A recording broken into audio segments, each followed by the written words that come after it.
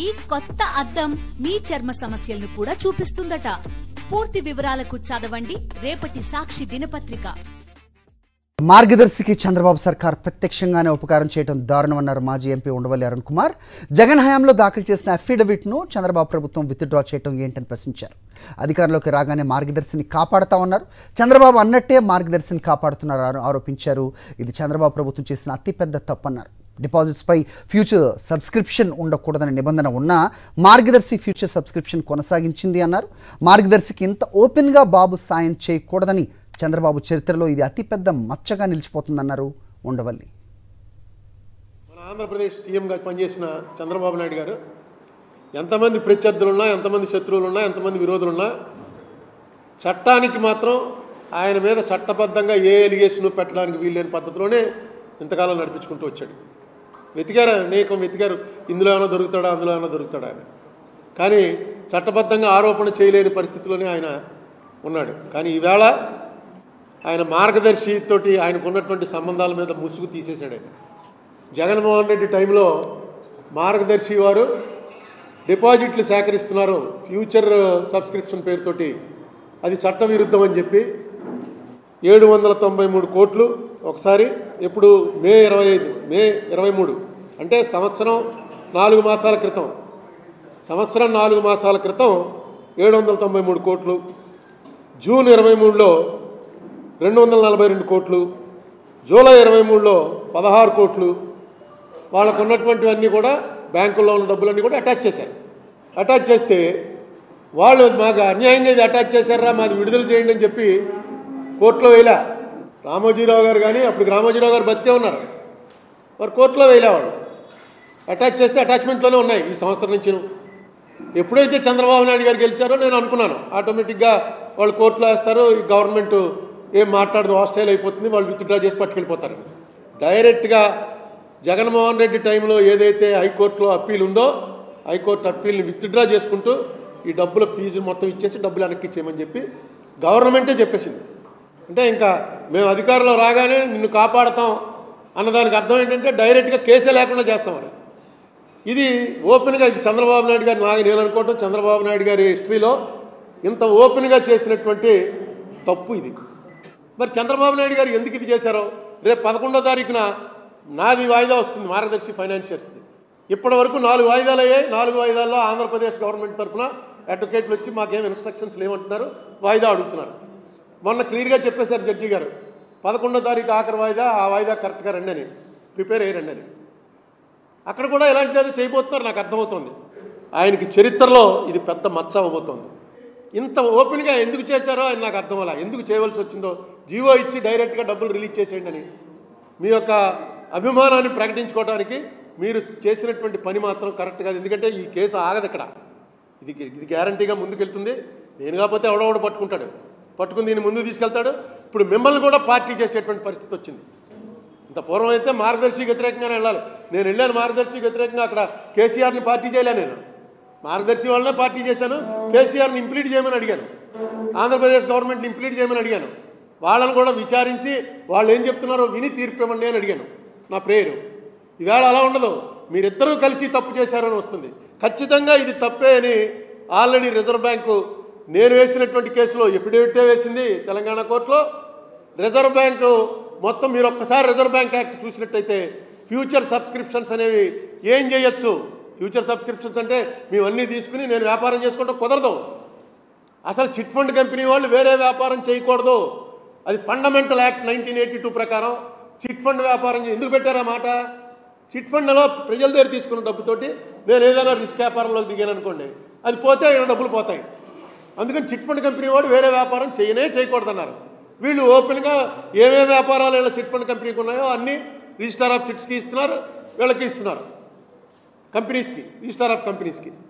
ఈ జరిగింది మాత్రం చాలా. ఇప్పుడు వీళ్ళ దగ్గర ఎప్పుడు చూసినా, ఏ సంవత్సరం బ్యాలెన్స్ షీట్లో చూసినా కనీసం 300 కోట్ల రూపాయలు ఉంటాయి వీళ్ళ దగ్గర మార్గదర్శి అకౌంట్స్లో. ఏంటంటే ఫ్యూచర్ సబ్స్క్రిప్షన్స్ కింద వసూలు చేసిన డబ్బు. ఇంకా విచిత్రం ఏంటంటే వాళ్ళ దీని ప్రకారం లాస్ వస్తూ ఉంటుంది. లాస్ చూపిస్తారు, 50 కోట్లు లాస్ వచ్చింది అని. పైన మాత్రం సర్ప్లస్ ఫండ్స్ 400 కోట్లు ఉంటాయి. సర్ప్లస్ ఫండ్స్ వేరు, ప్రాఫిట్ లాస్ వేరు. అంత సర్ప్లస్ ఉన్నప్పుడు లాస్ ఎలా వచ్చింది అంటే అది ఫ్యూచర్ సబ్స్క్రిప్షన్స్. మొత్తం నాకు గుర్తొస్తుంది 2006లో రామోజీరావు గారు ఆయన ఈటీవీ స్క్రీన్ మీదకి వచ్చి చెప్పాడు, నా ఆర్థిక మూలాలు దెబ్బతీయడానికి రాజశేఖర రెడ్డి పని చేయిస్తున్నాడు అరుణ్ కుమార్ చేత అని. నేను అనుకోలే ఆర్థిక మూలాలంటే మొత్తం ఆయనకు ఉన్నటువంటి ఎంటైర్ ఎక్వైర్ చేసుకున్న అసెట్స్, ఆయన సామ్రాజ్యం మొత్తం ఈ ఫైనాన్స్ ప్రజల దగ్గర నుంచి ఏదైతే డబ్బు తీసుకుంటున్నాడో ఆ డబ్బు మీదే ఆయన రిస్క్ చేసి ఇవన్నీ చేశాడు. అందుకే ఆయన చిట్ ఫండ్ కంపెనీ కూడా యాక్చువల్గా ఇక్కడ చిట్ ఫండ్ కంపెనీ సంవత్సరం పాటు మూసేశారు. ఆంధ్రప్రదేశ్లో జగన్మోహన్ రెడ్డి ఉన్నప్పుడు సంవత్సరంన్నర మొత్తం మూసేశారు. మూసేసిన ఒక్క కస్టమర్ కూడా పోలా. ఎందుకంటే ఆ కస్టమర్లందరూ కూడా హైదరాబాద్కో, దిల్సుఖ్ నగర్ బ్రాంచ్కో, బషీర్బాగ్ బ్రాంచ్కో వీళ్ళందరూ అక్కడికి ట్రాన్స్ఫర్ అయిపోయారు. అసలు చిట్ ఫండ్ కంపెనీ అనే దాని డెఫినేషనే మార్చేశారు. ఇది ఖచ్చితంగా చాలా పెద్ద కేసు అవుతుంది. నేను ఎప్పటి నుంచో చెప్తున్నాను, కేసులా అవుతుంది, కేస్ స్టడీ అవుతుంది. ఏ రకంగా చట్టాలను అడ్డం పెట్టుకుని చట్టవిరుద్ధమైన కార్యక్రమాలు చేయొచ్చు అన్న దాంట్లో ఇది ఎక్స్పర్టైజ్. కానీ ఇందులో చంద్రబాబు నాయుడు గారు డైరెక్ట్గా వచ్చి పార్టీగా మారతారని ఈ ఉపకారం చేయటం ద్వారా ఆయన, నా ఉద్దేశంలో ఆయనకున్నటువంటి పరిణితికి తగ్గట్టుగా ఆయన బిహేవ్ చేయలేదు. ఓకే, ఆ కేసు నాకు తెలుసు, ఎలాగా గవర్నమెంట్ అప్పు వచ్చేది, చంద్రబాబు నాయుడు గారు రాగానే తెలుసు నాకు. గవర్నమెంట్ అప్పు వచ్చేది, వాళ్ళు విత్డ్రా చేస్తే డబ్బు పట్టుకెళ్ళిపోతారు, ఏ గ్యారంటీయో చూపిస్తారు, విత్డ్రా చేసి పట్టుకెళ్ళిపోతారు. కానీ ఇచ్చేయండి డబ్బు వెనక్కని చెప్పి ఈయనే ఒక జీవో చేసి విత్డ్రా అయిపోతున్నాం మేము అనడం మాత్రం నేను ఊహించలేదు. అది చెప్దామని మిమ్మల్ని వేళ పిలిచాను. రేపు 11వ తారీఖు ఉంది. ఖచ్చితంగా అందులో చంద్రబాబు నాయుడు గారు కానీ, రేవంత్ రెడ్డి గారు కానీ రేపు 11వ తారీఖు వాళ్ళు ప్రభుత్వం ఏం ఎఫిడవిట్ చేస్తుందో అది రిజర్వ్ బ్యాంకు చెప్పిన దాన్ని సపోర్ట్ చేస్తేనే వేయాలి. చట్టం ధర్మం అని వచ్చేటప్పటికి మీరు ఇటేపు ఉంటేనే మీ పేరు నిలబడుతుంది. లేకపోతే మాత్రం ఈయన ఉపకారం చేసిన వాళ్ళకి ప్రత్యుపకారం చేయడం కోసం మొత్తం చట్టాలన్నీ కూడా తొంగలో తొక్కేస్తాడు, ఏం పట్టించుకోడు అన్నది మంచి పేరు మాత్రం కాదు. ఎందుకంటే మీది చరిత్రలో ఉంటారు మీరు. ఇది అసలు పెద్ద ఇదేంటంటే ఇందులోనూ మామూలు పరిభాష మీరో నేను చేస్తే మనీ లాండరింగ్ ఇది. ఎందుకంటే ఆ డబ్బుకి అకౌంట్స్ చూపించాలి, ఆ డబ్బు చెక్కు రూపంలో ఇవ్వాలి, వేరే వాళ్ళ డబ్బు మీరు వేయటానికి లేదు. ఇంకా రూల్స్ పెట్టారు కొన్ని. మాకు రూల్స్ వర్తించమండి, మమ్మల్ని అడిగాడు, ఎవరన్నా మీకు కంప్లైంట్ ఇచ్చారా మా మీద అంటే కంప్లైంట్ ఎందుకు ఇస్తారు? ఆ డబ్బులన్నీ కూడా అన్అకౌంటెడ్ మనీ. ఇవాళ వీళ్ళ దగ్గర తిరుగుతున్నటువంటి మొత్తం డబ్బులో అట్లీస్ట్ 70% అది అమౌంట్. లేకపోతే చిట్ ఫండ్ కంపెనీ మీకు ఎవడన్నా ఒకరిని చూపించండి, మార్గదర్శి చిట్స్లో చేరి చీటీ పాడుకుని నేను వ్యాపారం చేశానండి అని ఎవరన్నా చూపించండి. మార్గదర్శి చిట్ ఫండ్స్లో 10%, 12% కూడా ఉండరు అనుకుంటున్నాను. ₹1,00,00,000 చీట్లు ఉన్న వాళ్ళే దాదాపుగా ఒక 500-600 మంది ఉన్నారు. ₹1,00,00,000 చీట్లో జాయిన్ అవ్వడం అంటే చీటీ పాడుకుందామని కాదు, ఆ డబ్బు సేఫ్. బ్యాంకులో వేస్తే ట్యాక్స్ వాడు పట్టుకుంటాడు, వీళ్ళ దగ్గర వేస్తే సేఫ్, ఇంక దాని జోలికి ఎవడో వెళ్ళడం. అలా చేసుకుంటూ వస్తున్నారు. ఇది యాక్చువల్గా నేను ప్రూవ్ చేయబోతున్నాను. నా కేసులో చేయొచ్చు, రేపు ఆర్గ్యుమెంట్లో ఇదే చెప్పబోతా. నా దగ్గర మొత్తం ఎంటైర్ స్టాటిస్టిక్స్ ఉన్నాయి.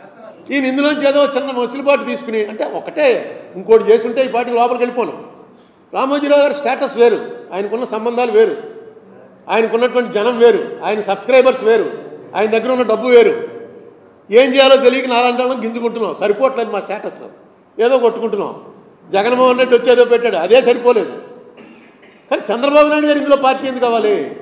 కంప్లైంట్ ఏంటి? మొత్తం డబ్బు దాచుకున్న వాళ్ళందరూ కూడా ఆయన మనుషులైతే ఆయన మాకు ఉపకారం చేస్తున్నాడండి, దేవుడండి బాబు.